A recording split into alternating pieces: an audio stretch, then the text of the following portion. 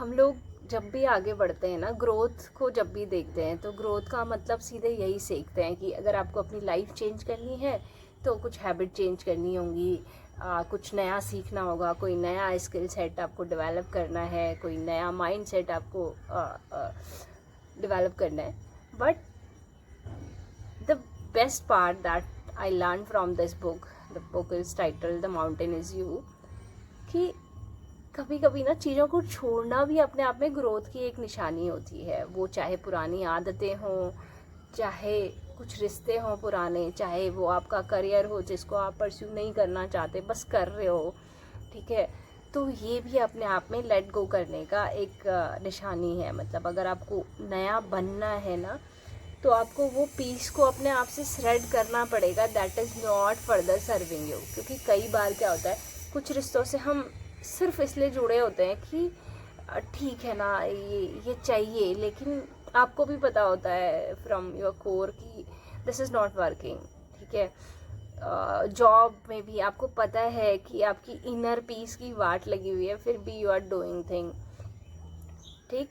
तो ये ब्रियाना जो हम बुक पढ़ रहे हैं, द माउंटेन इज़ यू, इसका 4th पार्ट है. और इसका जो लेसन है that is the most important lesson. तो 2 लेसन्स हैं, मैं 2 लेसन्स को एक साथ कंबाइन करूँगी. First one is let go करना, कि आर्ट ऑफ लेटिंग गो सीखना इज़ अ मस्ट अगर आपको अपने उस माउंटेन को कॉन्कर करना है तो. And the second thing is आपको स्टार्ट करना है, जस्ट स्टार्ट डूइंग समथिंग. उसको अपडेट बाद में कर लेना, उसको आप ब्यूटीफाई बाद में कर सकते हो, इम्प्रूवमेंट बाद में कर सकते हो. मतलब ज़रूरी नहीं है कि अगर आप एक्सरसाइज करने जा रहे हो तो आप पहले ही दिन में बहुत अच्छा वे कर लो, या बहुत सारे मतलब रिपीट कर लो बहुत टाइम्स अपने किसी भी पर्टिकुलर एक सेट ऑफ एक्सरसाइज को. नहीं, या अगर आप कोई आर्टिकल लिख रहे हो तो वो ऐसे काम नहीं करता कि आपने अभी फर्स्ट ड्राफ्ट में ही एक बहुत ही अच्छा आर्टिकल लिख लिया. नहीं, मे बी कि वो उसमें बहुत सारे एरर हों, ठीक. तो just start doing something, no matter कि आप उसे फील कर रहे हैं या नहीं कर रहे हैं. मैं आपको हो सकता है आपको लगे कि it's not perfect, but just start doing that thing. चाहे वो एक्सरसाइजिंग है, चाहे वो आप वीडियो क्रिएट कर रहे हो, चाहे आप राइटिंग कर रहे हो, चाहे आप कोई नया स्किल सेट सीख रहे हो. Don't wait for that time कि जब बहुत परफेक्ट टाइम आ जाएगा then and there I will start that doing that thing. वो कभी नहीं आता, क्योंकि लाइफ हैपन्स एंड बहुत सारी चीज़ें चेंज होती रहती हैं. इसलिए जस्ट स्टार्ट करो. एंड बेस्ट पार्ट इज़ कि आर्ट ऑफ लेटिंग गो का मतलब ही यही है ना कि वो सब चीज़ें छोड़नी पड़ेंगी, कुछ ना कुछ चीज़ों को श्रेड करना पड़ेगा अगर अपने आप को एक ब्यूटीफुल वे में अपने आप को जो आप ट्रूली हो ना उसको अगर निकालना है, ठीक है. और इसको करने के लिए ना ब्रियाना जो सजेस्ट करती है कि 3 चीज़ें हैं, मतलब जो हर कोई कहता है मेरे हिसाब से, कि meditation is must, exercise is must, and third thing is कि यू हैव टू ब्रीदिंग, ठीक है, डीप ब्रीदिंग कह सकते हो आप उसको, ठीक. और मेडिटेशन का मतलब ब्रियाना के अकॉर्डिंग ये नहीं है कि आप बस आंखें बंद करो और आप शांत हो जाओ, नहीं, या आप आंखें बंद करो और आप अपनी इनर पीस को पालो, नहीं.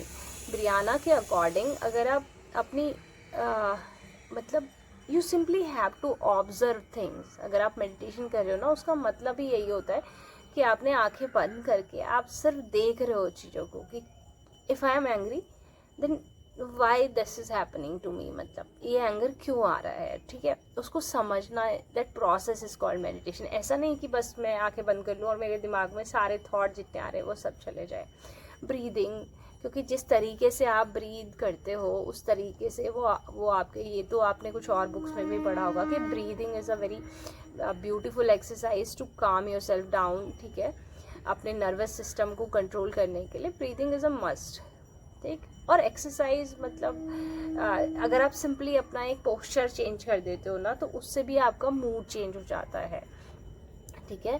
तो ब्रियाना के अकॉर्डिंग मतलब, एंड नेक्स्ट थिंग इज़, मतलब ब्रियाना ना भी कहूँ, इन जनरल जो मैं कहूँ तो इस बुक का मेन पर्पस क्या है कि अगर आपको किसी भी माउंटेन को क्लाइंब करना है, उसको कॉन्कर करना है, तो आपको एक बार में मतलब ऐसे नहीं हो जाएगा कि आपने आंखें बंद करी और आप सीधे पहुंच गए माउंटेन टॉप पे। नहीं, आपको उस माउंटेन टॉप तक क्लाइंब करने के लिए एक एक स्टेप एक एक बार में चढ़ना पड़ेगा।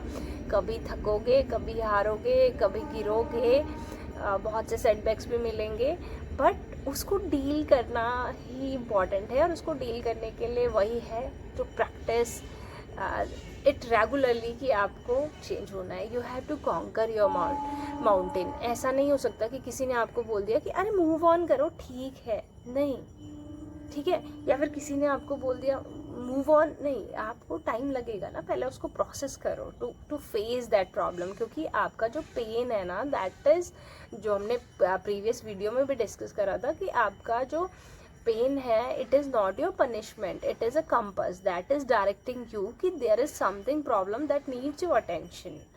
ओके, तो this is the beautiful part of this book कि it tells you, you have to understand yourself, you have to go through that emotion कि ये इमोशन आपको क्या सिखाना चाह रहा है, चाहे वो एंगर है, चाहे एंजाइटी है, डिप्रेशन है, कहना क्या चाह रहा है आपसे, इसको प्रॉब्लम क्या है, मतलब, ठीक है। और यही प्रोसेस जब आप बार बार फॉलो करते हो, मतलब, तो यू विल फील कि ठीक है, मतलब, क्योंकि अगर आप लेट गो करना सीख गए, क्योंकि बहुत टफ आर्ट है किसी को लेट गो करना, ठीक है, किसी भी इमोशंस को letting go, it's a beautiful art, you have to master it, that is the only way to conquer your mountain. And next thing is कि बस just start it. If you are feeling like you want to do something, then just start it. मत सोचो, मतलब robin Sharma की एक line मुझे बहुत अच्छी लगती है कि everything is a very messy, मतलब वेरी, मतलब अच्छी नहीं होती शुरू में दिखने में, messy in the middle and gorgeous in the end. जो चेंज होता है ना, स्टार्ट में अच्छा नहीं लगता। मतलब कभी हम किसी ऑपरेशन थिएटर में अगर जाएं तो इनिशियली वो बहुत केओटिक होगा, हर कोई बोल रहा है चलो तैयार होना है, कहाँ पेशेंट है, ये करना है।